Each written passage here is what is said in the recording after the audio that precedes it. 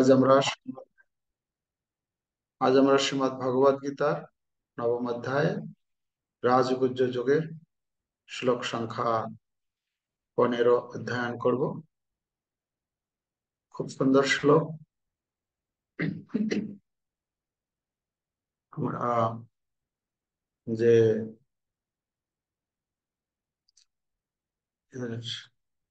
গতকাল এবং গত পরশু দুটি শ্লোক আলোচনা করেছিলাম। একটি শ্লোক হচ্ছে মহাত্মা কে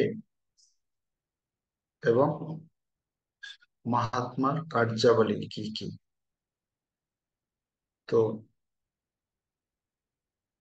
13 এবং 14 এই দুটি শ্লোকে মহাত্মা সম্বন্ধে ভগবান বলেছেন, যারা সরাসরি ভগবানের আরাধনা করেন। এখন আজকে 15 নম্বর শ্লোকে আমরা দেখতে পাচ্ছি, সকলে এই শ্লোকটি উচ্চারণ করবো আমরা। জ্ঞান যজ্ঞেন চাপ্যন্নে যজন্তো মাম উপাসতে একত্বেন পৃথক্তেন বহুধা বিশ্বতো মুখম। শ্লোকের অনুবাদ এবং তাৎপর্য। অনুবাদ: অন্য কেউ কেউ জ্ঞান যজ্ঞের দ্বারা অভেদ চিন্তা পূর্বক, কেউ কেউ বহুরূপে প্রকাশিত ভেদ চিন্তা পূর্বক এবং অন্য কেউ আমার বিশ্বরূপের উপাসনা করে। এখানে অনুবাদে আমরা দেখতে পাচ্ছি অন্য কথা বলা হয়েছে। অন্য অন্য মানে যারা সরাসরি উপাসনা করে তাদের কথা বর্ণনা করার পর ভগবান বলছেন যে এছাড়াও অন্য মানে আর যারা রয়েছে, সকলেই তো মহাত্মা নন, তো সেই মহাত্মারা ছাড়া আর যারা রয়েছেন তাদের কথা এবারে আমি বলবো। এই 15 নম্বর শ্লোকে তাদের কথা বলছে। তাৎপর্য: এই শ্লোকে পূর্ববর্তী শ্লোক সমূহের সারমর্ম ব্যক্ত হয়েছে। পূর্ববর্তী শ্লোক সমূহের সারমর্ম ব্যক্ত হয়েছে। ভগবান শ্রীকৃষ্ণ অর্জুনকে বলেছেন, কৃষ্ণ ভাবনায় ভাবিত যে অনন্য ভক্ত শ্রীকৃষ্ণ ছাড়া আর কিছুই জানেন না, তিনি হচ্ছেন মহাত্মা। গতকাল আমরা আলোচনা করেছিলাম মহাত্মাকে, যিনি পরমেশ্বর ভগবানের সরাসরি আরাধনায় যুক্ত, কৃষ্ণ ভাবনায় ভাবিত, তাকেই বলা হচ্ছে মহাত্মা। তবে এমন কিছু মানুষও আছেন যারা যথার্থ মহাত্মা না হলেও বিভিন্ন ভাবে শ্রীকৃষ্ণের আরাধনা করে। সেই রকম কিছু ভক্তের মধ্যে আর্ত, অর্থার্থী, জিজ্ঞাসু ও জ্ঞানীর কথা পূর্বেই বর্ণনা করা হয়েছে। কোথায় বর্ণনা করা হয়েছে? সপ্তম অধ্যায়ে। এদের থেকে আরো নিম্ন স্তরের উপাসকও আছেন এবং এরা 3 ভাগে বিভক্ত। তাহলে এখানে কথা হচ্ছে যে সরাসরি আরাধনা করছেন শুধু ভগবানের সন্তুষ্টি বিধানের জন্য 13-14 নম্বর শ্লোকে, তাদেরকে বলা হচ্ছে মহাত্মা। এই মহাত্মা ছাড়াও আর কিছু ব্যক্তি রয়েছেন যাদের কথা ভগবদ গীতার সপ্তম অধ্যায়ে বর্ণনা করা হয়েছে, আর্ত, অর্থার্থী, জিজ্ঞাসু, জ্ঞানী। এরাও ভগবানের। এখন তাদের কথা বলার পরে ভগবান বলছেন এছাড়াও আর কিছু উপাসক রয়েছেন, তারা হচ্ছেন এই 3 ভাগে বিভক্ত। এই 15 নম্বর শ্লোকের বিষয় তারা কারা? অহংগ্র উপাসক, অর্থাৎ যে নিজেকে ভগবানের থেকে অভেদ বলে মনে করে, নিজের উপাসনা করে। 2 নম্বর হচ্ছে প্রতীক উপাসক, যে কল্পনা প্রসূত কোনো এক রূপে ভগবানের উপাসনা করে এবং বিশ্বরূপ উপাসনা, অর্থাৎ যে পরমেশ্বর ভগবানের বিশ্বরূপকে স্বীকার করে তার উপাসনা করে। এই তিন শ্রেণীর মধ্যে যারা নিজেদের ভগবান বলে মনে করে উপাসনা করে তাদের বলা হয় অদ্বৈতবাদী। অদ্বৈত মানে ভেদ নেই, মানে ভগবান আর আমি, আমি ভগবান। হ্যাঁ, সোহম, তারা অদ্বৈতবাদী। এরাই সবচেয়ে নিকৃষ্ট স্তরের উপাসক এবং এদেরই প্রাধান্য বেশি। নিকৃষ্ট বলা হচ্ছে কেন? নিকৃষ্ট বলা হচ্ছে না, তারা ভগবান হয়ে যেতে চায়, ভগবান বলে নিজেকে মনে করে। বলছেন এই জগতে তাদের প্রভাবটা বেশি, অদ্বৈতবাদীদের। এই প্রকার লোকেরা নিজেদের ভগবান বলে মনে করে নিজেদেরই উপাসনা করে। এটিও এক রকমের ঈশ্বর উপাসনা, অহং উপাসনা। কারণ এর মাধ্যমে তারা বুঝতে পারে যে তাদের জড়দেহটি তাদের স্বরূপ নয়। তাদের স্বরূপ এই জড় শরীরটা না, জড় শরীরটা যখনই শেষ হয়ে যাবে তখন ভগবান হয়ে যাবে। অর্থাৎ আমি যে ব্যক্তি সেটা আমি এই জড় শরীর নই, এতটুকু তারা বুঝতে পারে। তাই এটিও এক ধরনের আরাধনার কথা বলা হয়। তাদের স্বরূপ হচ্ছে চিন্ময় আত্মা। এদের মধ্যে অন্তত পক্ষে এই বিবেকের উন্মেষ হয়। সাধারণত নির্বিশেষবাদীরা এভাবেই ভগবানের উপাসনা করে থাকে। এটা গেল এক শ্রেণীর। দ্বিতীয় শ্রেণীভুক্ত মানুষেরা হচ্ছেন দেবোপাসক। তারা তাদের কল্পনাপ্রসূত যে কোনো একটি রূপকে ভগবানের রূপ বলে মনে করে। আর তৃতীয় শ্রেণীতে যারা রয়েছে তারা এই জড় ব্রহ্মাণ্ডের অভিব্যক্তি বিশ্বরূপের অতীত আর কোনো কিছুকেই চিন্তা করতে পারে না। তাহলে একটা হচ্ছে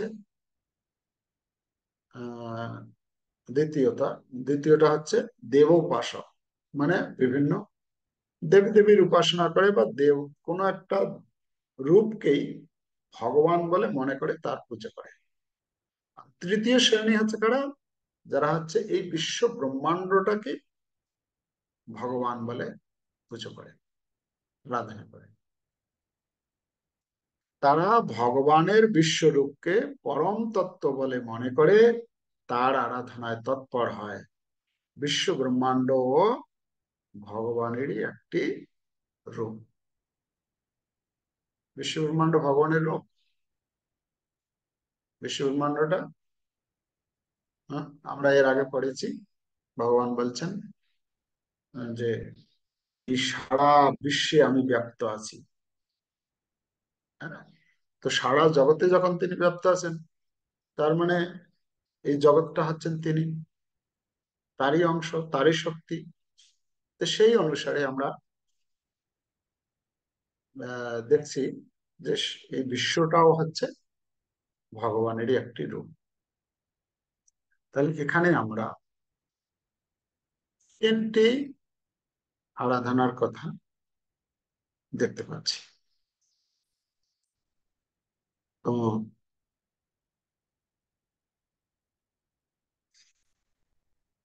ক্যাটাগরি ভাগ করে দেওয়া হয়েছে, যেটা এই ভগবান প্রথমে সপ্তম অধ্যায়ে চার ধরনের ব্যক্তির কথা বর্ণনা করেছেন।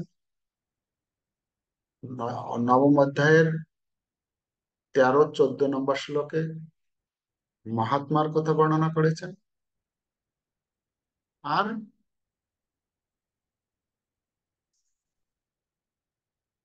এই শ্লোকে তিন ধরনের ব্যক্তির কথা বর্ণনা করেছেন: অহংগ্র উপাসক, প্রতীক উপাসক আর বহুধা বিশ্বত মুখ, এই তিন। তার মধ্যে এই যারা অহঙ্গ্র উপাসনা করে, মানে এই যে তিন ধরনের ব্যক্তি, এরাও ভগবানের উপাসনা করছেন, কৃষ্ণের উপাসনা করছেন, কিন্তু মহাত্মারা বা সপ্তম অধ্যায়ের যে চার ধরনের ব্যক্তি ভগবানের আরাধনা করে, তারা হচ্ছেন সরাসরি ভাবে ভগবানের আরাধনা করছেন, প্রত্যক্ষ ভাবে।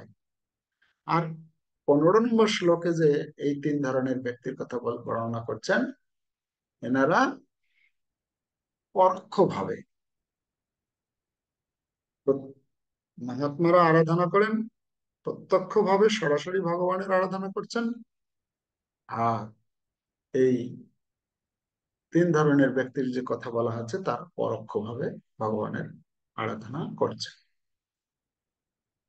তো পরোক্ষ ভাবে আরাধনার মধ্যে প্রথম এখানে বলা হচ্ছে একত্বেন, একত্বেন, পৃথক্তেন, বহুধা বিশ্বত মুখ, এই তিনজন।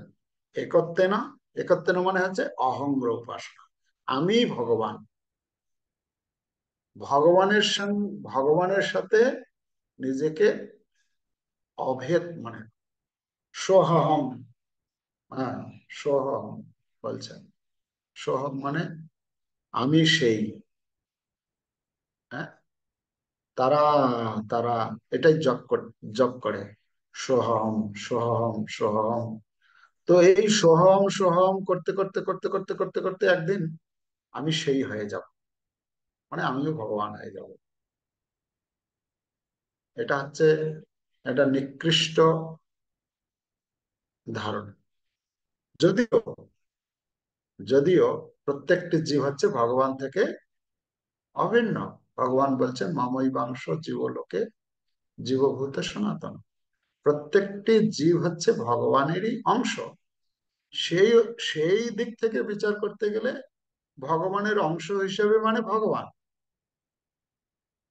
কিন্তু জীব হচ্ছে কি ভগবানের বিভিন্ন অংশ, অনুচেতনা সম্পন্ন। আর এই জীব কখনো ভগবান হতে পারে না, ভগবানের সঙ্গে তার সত্তাকে বিলিয়ে দিতে পারে না।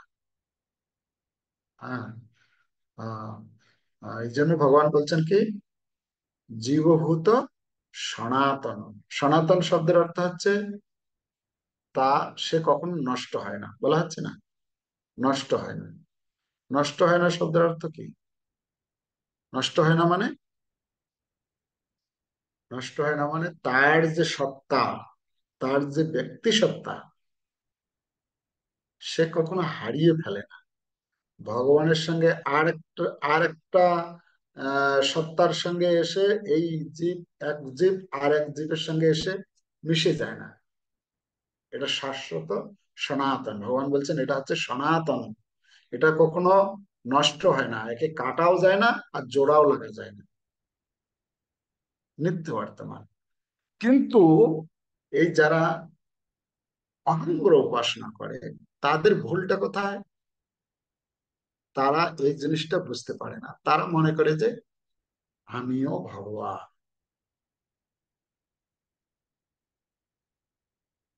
আমিও ভগবানের মতো ভোগ করব। ঈশ্বর অহম অহম ভোগী সিদ্ধপি বলবান সুখী, আমি হচ্ছে ঈশ্বর, আমি ভোগ করব। ঈশ্বর অহম অহম ভোগী সিদ্ধ অহম বলবান সুখী। হ্যাঁ, তো তাদের তাদের যে চিন্তাধারা, যেটা ইতিপূর্বে আমরা আলোচনা করেছি 11 এবং 12 নম্বর শ্লোকে, 11 এবং 12 নম্বর শ্লোকের যে বিষয়, এই যারা অহংগ্র উপাসনা করছে, সেটাকে আসরি ভাব বলা হচ্ছে, তাই না? এর আহ তো অহংগ্র উপাসনা প্রভুপাদ বলছেন, এই জগতে এদেরই প্রাধান্য বেশি। আমরা যদি দেখি, যত সাধু সন্ন্যাসী মঠ মন্দির বা যারা ভগবানের উপাসনা করছেন, যদি আমরা যদি তাদের সঙ্গে আলোচনা করে দেখি, তো আমরা পাবো মানে বেশিরভাগ লোকে হচ্ছে তাদেরকে যদি জিজ্ঞাসা করা হয়, আচ্ছা বলুন তো, আপনি যে সাধনা করছেন, এই সাধনার অন্তিম লক্ষ্য কি আপনার? তো তখন বলবে, কেন, আমরা এই জগৎ থেকে মুক্ত হয়ে যাব। এই এই জগতে যতদিন আছি বন্ধনে আছি, বন্ধন থেকে যখনই মুক্ত হয়ে যাব আমরা ভগবানের সঙ্গে এক হয়ে যাব। অর্থাৎ আমরাও ভগবান হয়ে যাব। যতদিন পর্যন্ত এই শরীরটা আছে, এটা একটা বন্ধনের মধ্যে আছে, যখনই এই বন্ধন থেকে মুক্ত হব আমরা ভগবান হয়ে যাব। অনেক সংস্থা রয়েছে যারা জগতে প্রসিদ্ধি লাভ করেছে, কিন্তু তাদেরও আলটিমেটলি তাদের গন্তব্য, তাদেরকে যদি জিজ্ঞাসা করা হয় আপনাদের গন্তব্যস্থল কি, লক্ষ্য কি, না ভগবানের সঙ্গে এক হয়ে যাওয়া, এই জড় জগৎ থেকে মুক্তি লাভ করে ভগবানের সঙ্গে এক। কেন, আমরা হচ্ছি তারই অংশ, তার সঙ্গে মিশে যাব। এইরকম অনেক সংস্থা রয়েছে যারা প্রচার করছেন, আর অনেক উপাসক রয়েছে যারা এইভাবে ভগবানের উপাসনা করছেন। প্রভুপাদ বলছেন এটা হচ্ছে নিকৃষ্ট স্তর, এটা ভালো না। দ্বিতীয় হচ্ছে আহ দ্বিতীয় হচ্ছে পৃথক তেন। পৃথক তেন এই শ্লোকে বলা হচ্ছে পৃথক তেন। পৃথক তেন মানে হচ্ছে নিজেকে পৃথক বলে মনে।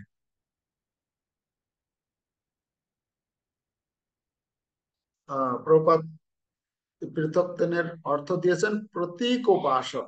প্রতীক উপাসক মানে কোন একটা প্রতীক, মানে একটা রূপের উপাসক মানে আরাধনা করে। যারা কল্পনা প্রসূত কোনো একটা রূপে ভগবানের আরাধনা করে, এরা কারা? এরা হচ্ছে দেব উপাসক। দেব উপাসক যারা দেবতার উপাসনা করে, বা কোনো একটা রূপকেই ভগবান বলে মনে করে তার আরাধনা করে, এর সম্বন্ধে আমরা এই অধ্যায়ের 20 নম্বর শ্লোক থেকে 25 নম্বর শ্লোকে ভগবান তা ব্যাখ্যা করবেন। এই পৃথক তেন ব্যক্তির কথা, প্রতীক উপাসক কারা, তাদের ফল কি, তারা তারা তারা কিভাবে উপাসনা করে এবং তাদের গতিটা মানে ফলাফলটা কি, 20 থেকে 25 নম্বর শ্লোকে আলোচনা করবেন ভগবান। আর আরেকটা হচ্ছে বিশ্বত মুখম। বিশ্বত মুখম মানে শ্লোকপাত তাৎপর্যে বিশ্বত মুখমের অর্থ দিয়েছেন বিশ্বরূপ উপাসক। বিশ্বরূপ উপাসক মানে এই যে বিশ্বরূপ যে রয়েছে, যেটা আমরা এটা আমরা একাদশ অধ্যায়ে আছে বিশ্বরূপ দর্শন যোগ। শ্রীমৎ ভাগবতমের দ্বিতীয় স্কন্ধে দ্বিতীয় প্রথম অধ্যায়ে, হ্যাঁ, প্রথম প্রথম অধ্যায়ে, প্রথম অধ্যায় ভগবানের যে ভগবত উপলব্ধির যে নিম্নতর স্তর বিশ্বরূপ উপাসনা, তো তাদেরকে বিশ্বরূপের উপাসনার পরামর্শ দেওয়া হয়ে থাকে। কেন, না তাদের কমসে কম ভগবান সম্বন্ধে একটা ধারণা মানে শ্রদ্ধা উৎপন্ন করার জন্য। ভগবানকে মানি না, ভগবানকে জানি না, তাদেরকে ভগবান সম্বন্ধে, ভগবানের প্রতি তাদের শ্রদ্ধা উৎপন্ন করানোর জন্য এই বিশ্বরূপের বর্ণনা তাদের করা হয়ে থাকে, এবং তারা ভগবানের প্রতি শ্রদ্ধা পরায়ণ হয়ে ভগবানকে তাদের শ্রদ্ধার্ঘ নিবেদন করে। ধীরে ধীরে ধীরে ধীরে ধীরে ধীরে তাদের পশু স্তর থেকে, পশু পশুর স্তর কেন বলা হচ্ছে না, পশুদের প্রপাত বলছেন এখানে পশুদের কাজ হচ্ছে মানে 4টে কাজ করে তারা: আহার, নিদ্রা, ভয় মৈথুন। না, এখানে বলছেন, প্রপাত তার লেকচারে বলেছেন, এই শ্লোকের উপরে যখন লেকচার দিয়েছেন, তো সেখানে বলছেন যে যারা পশু, তারা চারটে কাজ করে।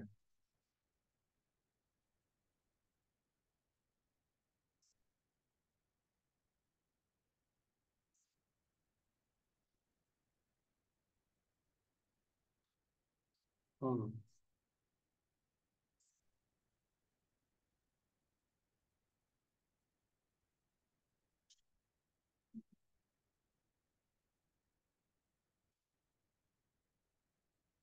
কোথায় দেখুন, কোথায় দেখছিলাম জানি না।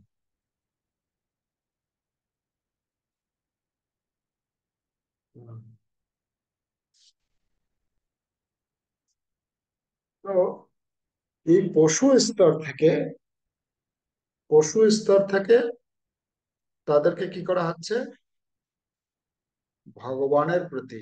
যারা পশু স্তরে থাকে তারা তো ভগবত জ্ঞান সম্বন্ধে তাদের কোনো ধারণা থাকে না। তো তাদেরকে ভগবানের প্রতি শ্রদ্ধা জাগানোর জন্য তখন তাদেরকে বলা হয়, প্রভুপাদ বলছেন যে এই নদী সমূহ হচ্ছে ভগবানের শিরা, উপশিরা।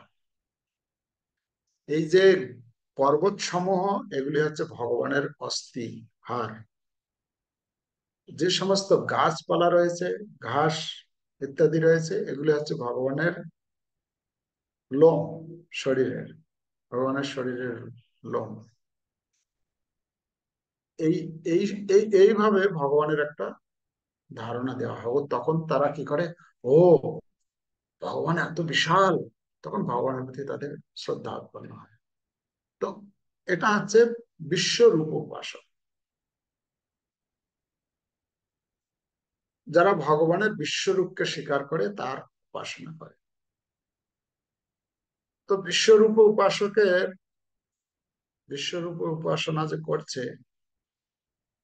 এই প্রপাত তাৎপর্য এখানে বলছেন যে ভগবানের বিশ্বরূপকে পরম তত্ত্ব মনে করে তার উপাসনা করে, এদের সম্বন্ধে ভগবদ গীতায় ভগবান আরো এই বিশ্বরূপের যারা উপাসনা করে তাদের বিষয়ে বর্ণনা করবেন এই নবম অধ্যায়ের 16 থেকে 19 নম্বর শ্লোক। তো যারা অদ্বৈত, মানে অদ্বৈতবাদী, অহংগ্র উপাসনা করে একত্বে না, তাদের কথা ভগবান 11-12 নম্বর শ্লোকে বর্ণনা করেছেন। আর পৃথক তেন, তাদের সম্বন্ধে নবম অধ্যায়ের 20 থেকে 25 নম্বর শ্লোকে বর্ণনা করবেন। আর বহুধা বিশ্বত মুখম, এদের সম্বন্ধে 16 থেকে 19 নম্বর শ্লোকে বর্ণনা করবেন। তো এটি হচ্ছে এই শ্লোকের বর্ণনা, যে ভগবান এই তিন ধরনের ভক্তের কথা আলোচনা করেছেন ভগবদ গীতায়। কারা কারা? তারা হচ্ছে তারা হচ্ছে এক হচ্ছে মহাত্মা। মহাত্মা মানে সর্বোচ্চ স্তরের কৃষ্ণ ভক্ত, যারা নবম অধ্যায়ের 13-14 নম্বর শ্লোকে বর্ণনা করেছেন। তার পরবর্তী ক্যাটাগরি হচ্ছে 4 ধরনের সুকৃতিবান, যেটা সপ্তম অধ্যায়ের 16 নম্বর শ্লোকে বর্ণনা করেছেন। আর এখানে যে 3 ধরনের জ্ঞানীর কথা বর্ণনা করা হয়েছে নবম অধ্যায়ের 15 নম্বর শ্লোকে, এই 3 প্রকার ব্যক্তি, একত্বেন, পৃথকত্বেন, বহুতা বিষয়। তো মূল ক্যাটাগরি হচ্ছে 3টা। 3টের মধ্যে এই 3 নম্বর যেটা আছে, এটার আবার 3টা ক্যাটাগরি দিয়েছেন ভগবান। ঠিক আছে? তো প্রত্যেকেই ভগবানের আরাধনায় যুক্ত, ভগবানের আহ, উপাসনা করছে, কিন্তু এর মধ্যে তারতম্য রয়েছে। যারা আচার্যদের আচার্যদের অনুগত হয়, শাস্ত্র অধ্যয়ন করে, শ্রবণ করে, তারা এইসব সূক্ষ্ম তত্ত্বগুলো বুঝতে পারেন। তাছাড়া এইসব সূক্ষ্ম তত্ত্ব আমরা জানি, ভক্ত মানে ভক্ত। এই ভক্ত মধ্যে আবার এত কিছু ক্যাটাগরি ভাগ করা হয়েছে, এটা তো এটা তো সাধারণ মানুষ বুঝতেই পারবে না। ভগবান এত হ্যাঁ সূক্ষ্মভাবে বিচার করেছেন, 3 ধরনের ক্যাটাগরি ভাগ করেছেন। আবার 3 নম্বর যারা আছেন তাদের মধ্যে আবার 3 রকমের আছেন, তাদের কথা পরপর যে বর্ণনা করছেন। তাই এই অধ্যায়ে আমরা দেখব পরপর। এখান থেকে শুরু হলো, এখন 25 নম্বর শ্লোক পর্যন্ত এই পৃথকতেন আর বহুধা বিশ্বতমুখম, এই 2 ক্যাটাগরি ভক্তের, এই উপাসকের আলোচনা ভগবান করবেন। চৈতন্য চরিতামৃতে বলা হচ্ছে, কৃষ্ণের সমতা হইতে বড় ভক্ত পদ, আত্মা হইতে কৃষ্ণের ভক্ত হয় প্রেমাস্পদ। উত্তম শ্রেণীর ভক্তের কথা, মহিমা বর্ণনা করেছে ভগবত চৈতন্য চরিতামৃতের আদি লীলা 6ষ্ঠ পরিচ্ছেদের 98 থেকে 99 শ্লোকে, 2টি শ্লোকে কৃষ্ণের সমতা হইতে, কৃষ্ণের সমতা মানে কৃষ্ণের সঙ্গে যে এক হয়ে যেতে চায় যারা, হ্যাঁ একত্বে ন, তো সেই সম্বন্ধে বলছেন, কৃষ্ণের সমতা হইতে ভক্ত বড় ভক্ত পদ, আত্মা হইতে কৃষ্ণের ভক্ত হয় প্রেমাস্পদ। আত্মা হইতে কৃষ্ণ ভক্তে বড় করি মানে, ইহাতে বহুতর শাস্ত্র বচন প্রমাণ। ভগবান, ভগবানের ভক্তরা যারা, আমাদের শ্রীমৎ ভক্তি পুরুষোত্তম স্বামী মহারাজ বলেন যে এরা ভগবানের সমান হতে চায় কেন? আরে তুমি ভক্ত হও, ভক্ত হলে কি হবে? ভগবান কেন, ভগবানের থেকেও বড় হতে পারবে। এখানে বলছেন বড় ভক্ত পদ, মানে কৃষ্ণের সমান থেকে ভক্ত কি হয়, কৃষ্ণের থেকে আরো বড় হয়ে যায়। কেন? ভগবান বলছেন যে নতথা মে প্রিয়তম, মানে আমার প্রিয় এর থেকে আর কেউ নেই। কারা? যারা আমার ভক্ত। সাধব হৃদয়ম মহ্যম, যারা সাধব মানে যারা সাধু ভক্ত, তারা হচ্ছে আমার হৃদয়, তারা আমার হৃদয়। এখানে বলছেন আত্মা হইতে কৃষ্ণের ভক্ত হয় প্রেমাস্পদ। কৃষ্ণ বলছেন যে আমার আত্মার থেকেও আমার আমার কাছে প্রিয় হচ্ছে আমার ভক্ত। তো যারা যারা ভগবানের সরাসরি ভক্তি করেন, হ্যাঁ যে উম, বলা হচ্ছে যে কৃষ্ণের যখন ভক্ত হওয়া যায় তখন কি হয়, চৈতন্য চৈতন্যতা আরো সেখানে বলছেন আদি লীলায়, যে কৃষ্ণ সামনে নহে তার মাধুর্যাস্বাদন, ভক্ত ভাবে করে তার মাধুর্য চর্বণ, শাস্ত্রের সিদ্ধান্ত এই, বিজ্ঞের অনুভব, মূঢ় লোক নাহি জানে ভাবেরও বৈভব।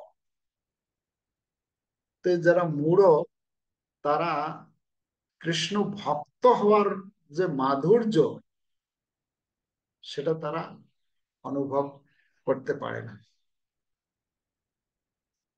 তারা নিজেকে ভগবান বলে মনে করে, হ্যাঁ আমি ভগবান হয়ে যাব, এভাবে ভগবানের অনাদর করে। দেখুন, একটা বিষয় কিন্তু আছে, সবাই ভগবানকে নিয়ে আলোচনা করছে। কেউ ভগবান হতে চাইছে, কেউ ভগবানকে বাদ দিয়ে ভোগ করতে চাইছে, কেউ ভগবান কোনো একটা বস্তুকেই, কোনো একটা রূপকেই ভগবান জ্ঞানে পুজো করছে, কেউ বা এই জগৎটাকেই ভগবান বলে মনে করছে। কিন্তু ভগবান সবার সঙ্গে, এই ভগবান কথাটি যুক্ত রয়েছে। যেমন যারা যারা আজকাল দেখি আমরা এই অমুক বাবার পুজো করছে, অমুক ঠাকুরের পুজো করছে, সবাই কিন্তু বলছে আমাদের ঠাকুর ভগবানের অবতার, আমাদের এই বাবা ভগবানের অবতার। ভগবান সবার সঙ্গে যুক্ত রাখছে কিন্তু নিজের মতো করে করছে। তো এই জন্য আমাদের কি করতে হবে, এইসব কথা আমরা জানতে পারবো যখন আমরা শাস্ত্র অধ্যয়ন করব। শাস্ত্র যখন আমরা সাধুগুরু বৈষ্ণবের আনুগত্যে শাস্ত্র অধ্যয়ন করব, তখন আমরা শাস্ত্রের যে আহ, রহস্য সেটা আমাদের কাছে উদ্ঘাটিত হবে। হ্যাঁ, তখন আমরা বুঝতে পারবো যে হ্যাঁ, আসলে প্রকৃত বিষয়টি কি, আমাদের কি করণীয়। তা না হলে হ্যাঁ, ওই জড়িয়ে পড়বো, খিচুড়ি হয়ে যাবে আমাদের ভক্তিটা খিচুড়ি ভক্তি হয়ে যাবে। আর তার মধ্যে আমরা তার মা সেই খিচুড়ি ভক্তির মাধ্যমে আমরা আমাদেরকে নিজেদেরকে শুদ্ধিকরণ করতে পারবো না, ভগবানের প্রসন্নতা তো দূরের কথা। আর ভগবত ধাম যাওয়ার তো কোনো কল্পনাও করা যাবে না। তাই জন্য আমরা এই সৎ শাস্ত্র অধ্যয়ন শ্রবণ আমাদের করতে করতে করতে করতে করতে আমাদের হৃদয়ে একটা পুরো দৃঢ় বিশ্বাস উৎপন্ন হবে। তখন আমরা সেই ভগবানকে পাওয়ার জন্য যা কিছু করতে হয় সেটা করার জন্য আমরা কি বলে স্যাক্রিফাইস, আমরা নিজেকে আহ, নিবেদিত প্রাণ। না, আমাকে ভগবানকে খুশি করতে হবে, আমি ভগবানের ধামে যেতেই হবে, তার জন্য আমাকে যা কিছু করণীয় আমি করতে প্রস্তুত। তখন আমরা ত্যাগ স্বীকার করতে পারবো, তাছাড়া সম্ভব নয়। যাই হোক, তো আজকে আমরা এতটুকুই পেলাম এই শ্লোক থেকে। হরে কৃষ্ণ কৃষ্ণ কৃষ্ণ হরে হরে, হরে রাম রাম রাম হরে।